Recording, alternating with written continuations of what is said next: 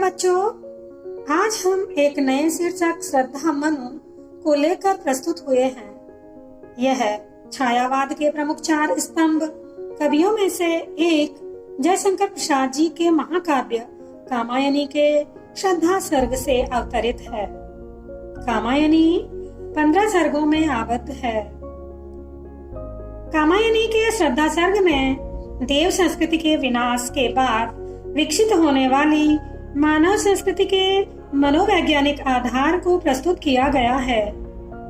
सृष्टि में जब भयानक जल प्रलय आई और संपूर्ण सृष्टि में श्रद्धा और मनु ही बचे रह गए, शेष सब कुछ नष्ट हो गया, तो इस काव्य में जयशंकर प्रसाद जी ने श्रद्धा और मनु के मिलन का वृत्तांत प्रस्तुत किया है। आइए पढ़ते हैं। कौन तुम संस्कृति जल निधि तीर, तरंगों से फेंकी मणिये, कर रहे निर्जन का चुपचाप, प्रभा की धारा से अभिषेक। इस काव्यांश में निर्जन में बैठे हुए मनु से श्रद्धा पूछती है कि तुम कौन हो। श्रद्धा के लिए मनु का व्यक्तित्व उत्सुकता का कारण बना हुआ है। श्रद्धा मनु से पूछती है कि हे अपरिचित, तुम कौन हो। संस्कृति संसार जलनिधि समुद्र, इस संसार रूपी समुद्र के तीर पर, किनारे पर तरंगों से फेंकी मणि, एक समुद्र की तरंगों के द्वारा, समुद्र की लहरों के द्वारा फेंकी हुई मणि के समान तुम इस निर्जन में बैठे हुए कौन हो। कर रहे निर्जन का चुपचाप, प्रभा की धारा से अभिषेक। तुम इस निर्जन में अपनी सुंदरता से उसी प्रकार शोभायमान हो रहे हो जिस प्रकार से समुद्र किनारे फेंकी हुई मणि अपनी प्रभा से, अपनी चमक से उस सागर तट को, अपने प्रकाश से उस सागर तट का अभिषेक करती रहती है। अपने प्रकाश से उस सागर तट को प्रकाशित करती रहती है। फिर से देखेंगे। श्रद्धा मनु से प्रश्न पूछती है कि तुम कौन हो। हे अपरिचित, तुम कौन हो। जिस प्रकार से सागर की लहरें अपनी तरंगों से मणियों को अपने किनारे पर फेंक देती है, उसी प्रकार तुम भी चुपचाप बैठकर इस निर्जन स्थान पर अपनी आभा से उसी प्रकार सुशोभित हो रहे हो जैसे सागर तट पर पड़ी हुई मणि उसके निर्जन तट को प्रकाशित करती है। आगे, मधुर विश्रांत और एकांत, जगत का सुलझा हुआ रहस्य, एक करुणामय सुंदर मौन और चंचल मन का आलस्य। श्रद्धा मनु से कहती है, हे अपरिचित, तुम मुझे मधुरता से युक्त, विश्रांत, थके हुए या थकावट से और एकाकी नीरवता से परिपूर्ण लग रहे हो। हे अपरिचित, तुम मुझे मधुरता, थकावट और एकाकी से, नीरवता से परिपूर्ण लग रहे हो। जगत का सुलझा हुआ रहस्य, तुम मुझे इस संसार के एक सुलझे हुए रहस्य के समान प्रतीत हो रहे हो। तुम मुझे मधुरता, थकावट और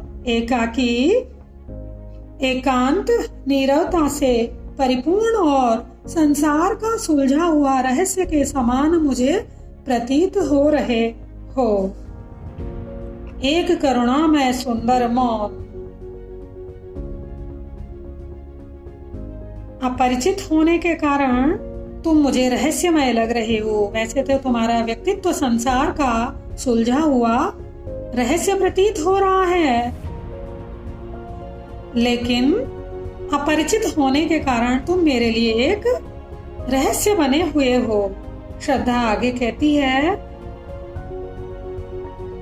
फिर तुम्हारी मुखाकृति, मुख पर जो करुणामय सुंदर मौन छाया हुआ है, करुणायुक्त सुंदर मौन, चुप्पी जो तुमने साधी हुई है, जो मौन छाया हुआ है,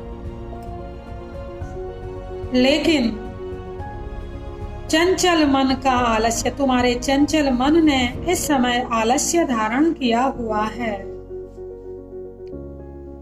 श्रद्धा मनु से कहती है, हे अपरिचित, तुम मुझे थकावट, मधुरता, थकावट और नीरवता से परिपूर्ण इस संसार के सुलझे हुए रहस्य की भांति प्रतीत हो रहे हो।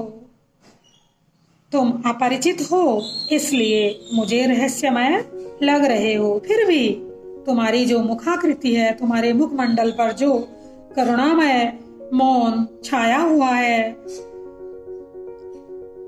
वह तुम्हारे रहस्य को सुलझा रहा है, लेकिन तुम्हारे चंचल मन ने इस समय आलस्य धारण किया हुआ है। सुना यह मनु ने मधु गुंजार, मधु करी कासा जब सानन, किए मुख नीचा कमल समान, प्रथम कवि का ज्यों सुंदर छंद। यहाँ जब श्रद्धा मनु से उनका परिचय पूछती है, श्रद्धा का मधुर स्वर उनका मनु को आश्चर्यचकित कर देता है। इसी का वर्णन जयशंकर प्रसाद जी ने इन पंक्तियों में किया है। कवि कहते हैं, सुना यह मनु ने मधु गुंजार, जब मनु ने यह श्रद्धा का यह मधुर स्वर सुना, मनु से उनका परिचय पूछती हुई श्रद्धा का मधुर स्वर सुना, तो मनु को श्रद्धा का स्वर मधुकरी कासा जब आनंद, किसी मधुकरी के समान, किसी भ्रमरी के समान आनंद देने वाला प्रतीत हुआ। किए मुख नीचा कमल समान, प्रथम कवि का ज्यों सुंदर छंद। मनु ने देखा सामने वह सुंदर गुंजार करने वाली भ्रमरी के समान सुंदरी श्रद्धा खड़ी थी। वह अपने मुख को नीचे किए हुए थी।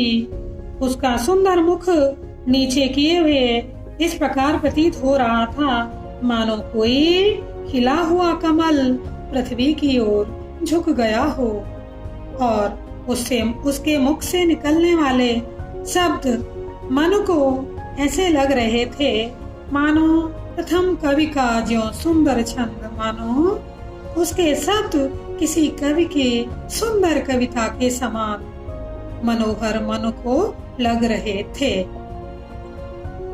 प्रश्नों की दृष्टि से इस काव्यांश में अनेकों प्रश्न बन सकते हैं। इस प्रकार प्रश्न हो सकते हैं, श्रद्धा मनु शीर्षक कहाँ से अवतरित है? तो ये शीर्षक कामायनी के श्रद्धा सर्ग से अवतरित है। अगला प्रश्न, निर्जन स्थान में बैठे मनु की तुलना किससे की गई है? निर्जन स्थान में बैठे मनु की तुलना